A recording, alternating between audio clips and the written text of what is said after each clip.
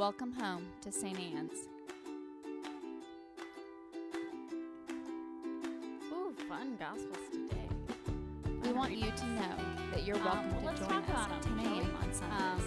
Please be sure to hit subscribe to receive our sermons. So we can't wait to meet I you. still remember my bishop preaching on this gospel, like in my home church.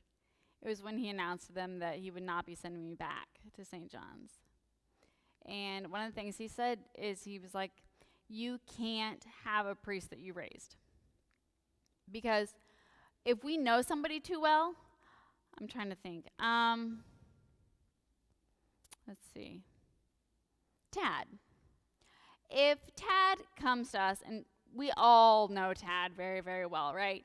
And Tad grows up, and Tad comes to church, and he says, here's what you ought to be doing. We're going to be like, yeah, that's cute. I remember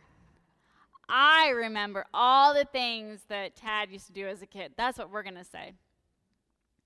And so and to be honest, that story has nothing to do with the sermon that I'm going to preach, but I just think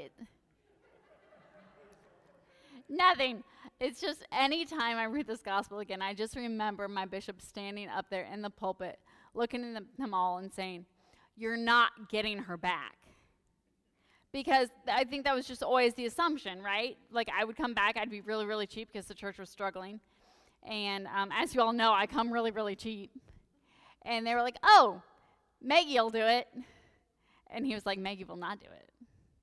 But I think it's so important for us to acknowledge how much we contain people that we know too well. And how much we are willing to put on a pedestal people that we don't know, right? So we want a hero that we don't know, which is really, really funny because it's ironic because then we're going to do what? We're going to go about tearing down the hero that we know. But I think for me, the real purpose of this gospel and what I want to talk about today is what do we do when we're that person? Because everybody here, every single person here is called to the gospel. We are called to share the gospel, all of us. And think about how tough it's got to be for Jesus in this moment. He's given up his entire career, his entire life, right, to do this. And so he comes to share this with them, and he's speaking truth. He's saving people. He's doing all these incredible things. And what do they say to him? That's cute. Jesus. That's cute. I remember that time that you ran through the main street with nothing but your tunic on, and your parents had to yell at you. I remember that. So it's hard. So I want us to take a minute and think about how rough that is, right? And have you ever been in a situation where you know your stuff? You are fully equipped, and you are entering into a vulnerable place, and you're willing to share that with somebody, and you completely get rejected. You get cut off at the knees. What do you do in that moment?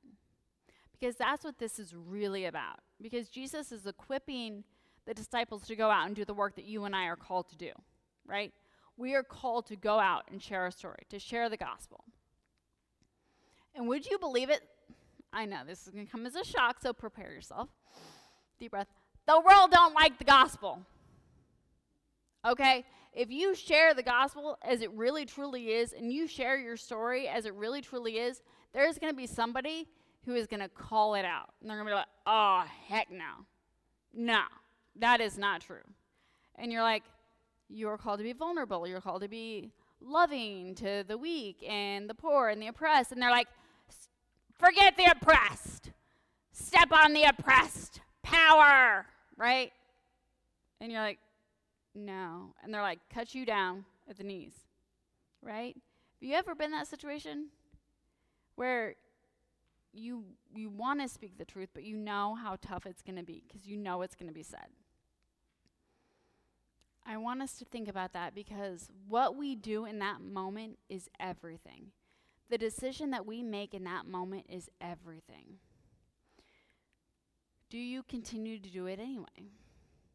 Do you shake the dust from your feet and say, okay, gospel's not for you, and that's okay. Maybe what I have to share isn't for you, or maybe you're not ready to hear it, or whatever. Or do we dig in and berate that person, hate them, and try and tear them down because they've rejected you? Or do you say, okay? Or, and what a lot of us do, because it's one of the reasons I'm in therapy, oh my gosh, I'm a terrible, awful person, and what I have to share is meaningless and stupid, and I never should have opened my mouth, and it's awful, it's terrible, and I'm a bad person, and I should shut up and go into a corner and never speak again. Some of us are those people, right?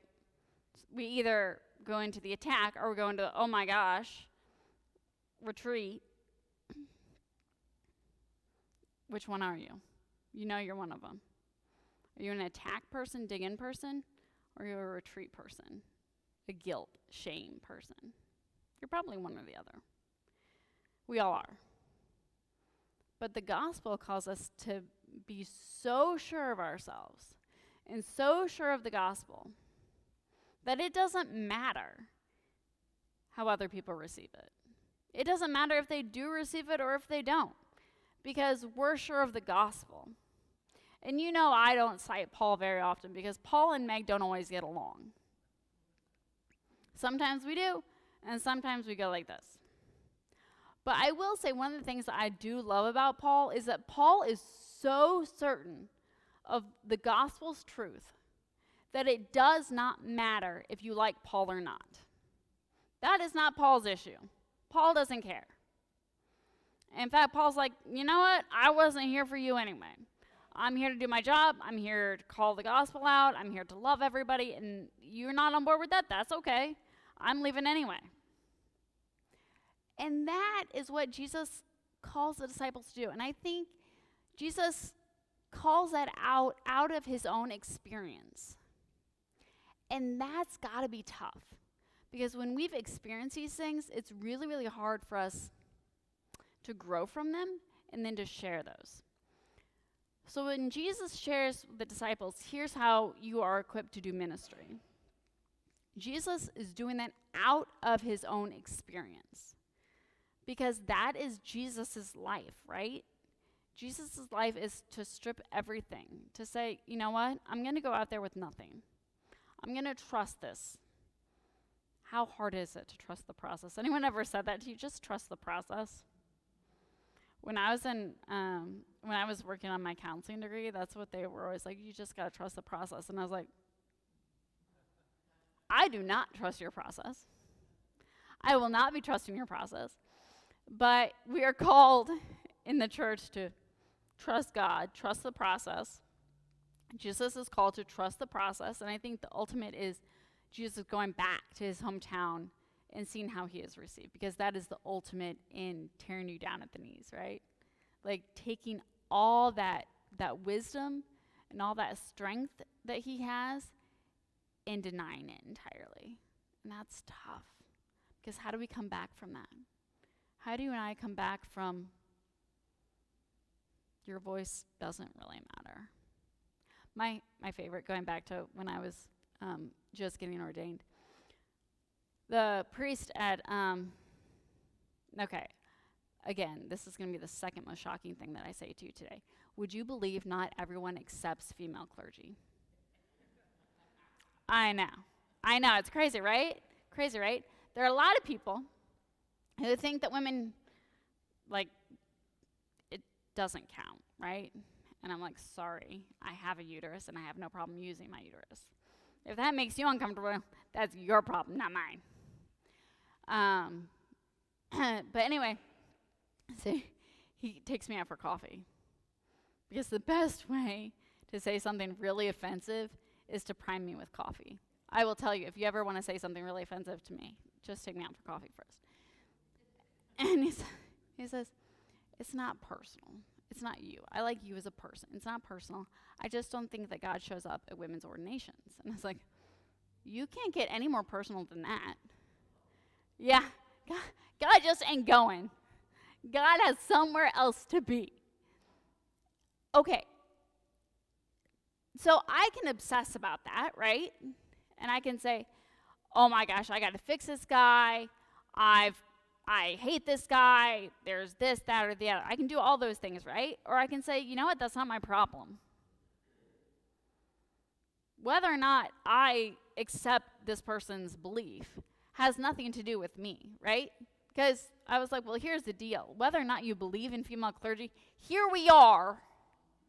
So that's not my problem. It's like when atheists, I don't believe in God. I'm like, well, that's fine, but it doesn't alter whether or not God exists. You saying I don't believe in this thing doesn't change reality. Okay, so what do we do with that?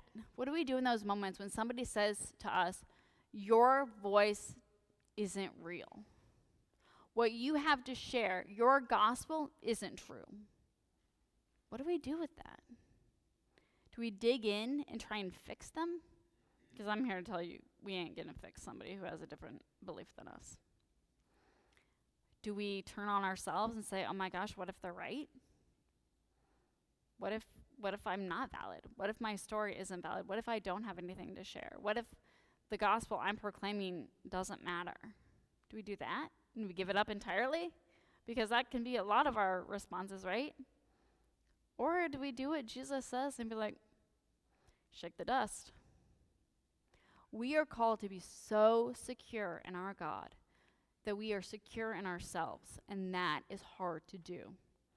Being self-assured and secure in what you are called to do and who you are is one of the hardest things you will ever be called to do.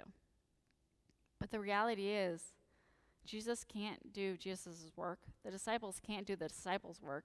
And you and I can't do our work if we're questioning the validity of the stories that we have to share.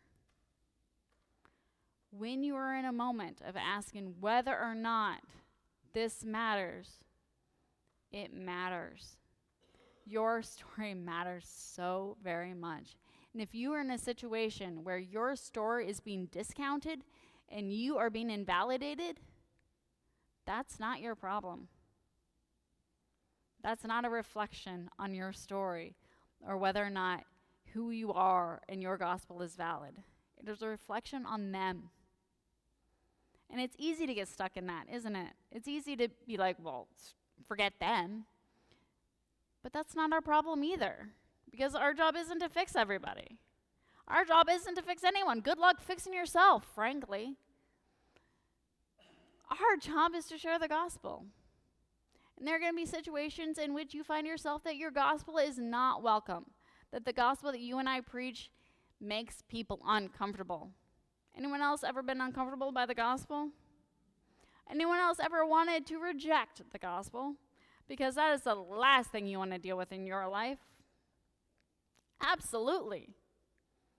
And when we're in that moment, we're called to shake off the dust from our feet and move on, to continue our story somewhere else. And that's okay. And I don't have a good ending. But I just came back from vacation, so you didn't expect much, did you? I mean, you guys don't expect much every Sunday. We want you to know that you're welcome to join us at 10 a.m. on Sundays. Please be sure to hit subscribe to receive our sermons. We can't wait to meet you.